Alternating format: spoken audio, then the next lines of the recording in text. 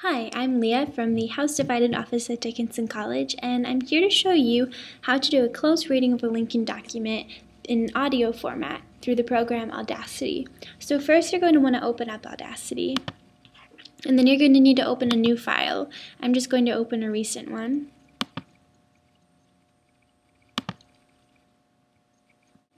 The benefit to doing an audio recording over a video recording is that you can read directly off your script and nobody can tell the difference. Now the catch is you're really going to need to be able to play it up with your voice because you need to illustrate what's happening as you're saying it so that listeners will stay engaged even though they can't see what you're doing. Now you can either record all in one go and cut out all of your mistakes and pauses, or you can record in pieces doing what you call an append recording, which means you start and stop as you need to. So to do that, you're going to make sure your cursor is at the end of the last clip you recorded. And then you're going to come up to the record button and hold down Shift and click record. And as you can see, it's starting the recording right where I left off the last clip. Now to end your recording, you're going to come to the stop button, and to play back what you just recorded, you press play. To start at the beginning, you're again going to move your cursor. You can also highlight a selected portion by clicking and dragging, and it will play just that portion. To edit out mistakes or to edit out pauses, you would highlight a section and delete it. To undo a mistake, you would hit Ctrl-Z or Command-Z if you're on a Mac. Now the great thing about audio recording is that you can insert sound effects, or in this case, Lincoln's voice. Now to do that, you're going to want to go to the House Divided Project SoundCloud and download an audio file of Professor Wronski voice acting Lincoln's documents. I've already opened one up, and in this case it's Lincoln's letter to Albert Hodges. Once you've chosen a segment that you want Lincoln to read, you would find it in the audio clip. Now to zoom in and make this file bigger and more spread out, you would click Command-1 or Control-1 if you're on a PC, and to zoom out you click Command or Control-3. To select a piece, you're going to click and drag and copy it and paste it into your other file.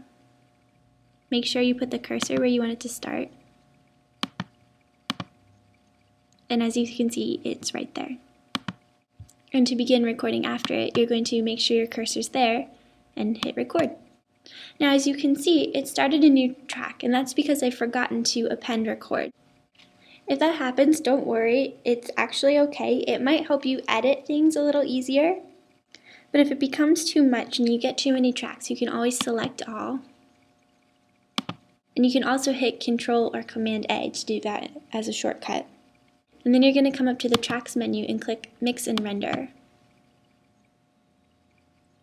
which will incorporate them all into one track. Now the last bit of editing that I'm going to show you how to do is how to add effects or play around with the quality of your video. The most common effect that you'll probably use is Amplify. Amplify will increase or decrease the volume of a certain part of your clip. So for example, if the Lincoln clip is much louder than my voice recording, I can highlight it and come up to Effect, Amplify. Anything in the negative value is going to decrease it in volume. And you're going to play around with this slider, but generally it's going to be between 2 and 3 decibels that you're going to want to change it. And as you can see, it decreased in volume. Now say for example this portion were too quiet. I could do the same thing, but this time I would increase it in volume, which would make it louder.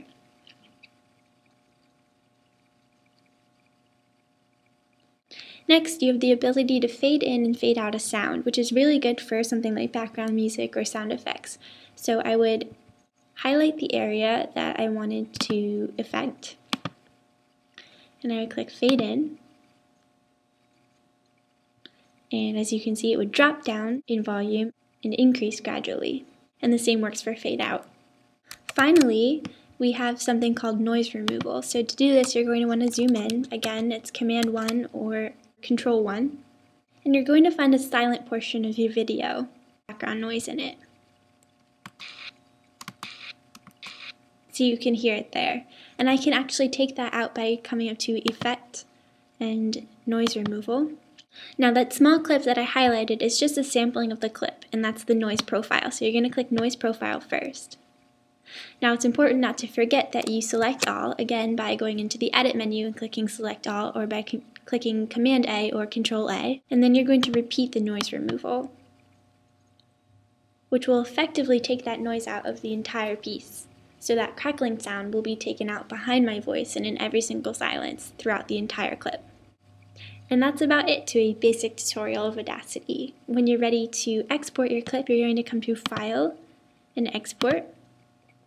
You're going to name your file and click Save. And again, you have the ability to add in an artist name, track title, album title, but that's not necessary, and then you're going to click OK.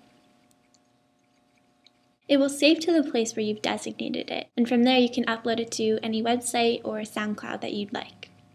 Thanks for watching. I hope this has been useful for you if you decide to use Audacity, and if you have any questions, be sure to comment.